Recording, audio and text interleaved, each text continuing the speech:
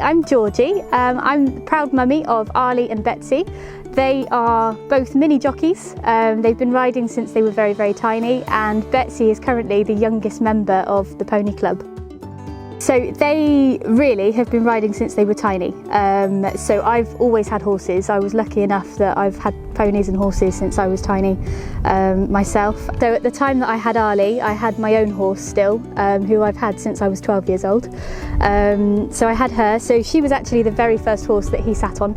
And I think he was 10 weeks old when we first sat him in front of me on the saddle. We borrowed a pony to start with to see whether he liked it, because I think you can tell with Chinese fairly quickly if they don't like it, but certainly he seemed to enjoy it. And so he got his first pony. We had a little loan pony from a friend when he was a year old, and she was an absolute star. Her name was Evie. And then last year we had Honey, and Honey very quickly became Betsy's pony. So Betsy, when we got Honey, Betsy was actually only a year old. So like her brother, she's been plonked on a pony before she could walk. Betsy is like super keen. She gravitates towards any pony or horse that she sees. The benefits are huge. So firstly, you've got to say responsibility.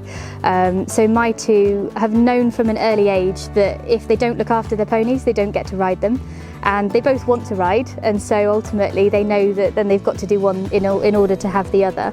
The outdoors side of things, the fact that, you know, if you've got a pony, you can't just decide it's raining, I can't be naffed to go to the yard today. You have to look after them regardless of the weather. They just crack on, they just get on with it, and yeah. So Betsy's 2 years old, but she's 2 going on 12 in many ways. We actually took her to Pony Club camp last year as a spectator when her brother went, because Arley went for the first time last year as a 5-year-old.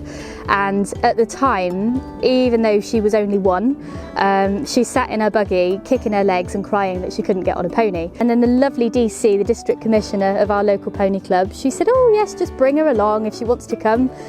So they're very proactive at, you know, encouraging it if you've got a youngster that wants to ride. Oh, she just had a whale of a time. She absolutely loved it.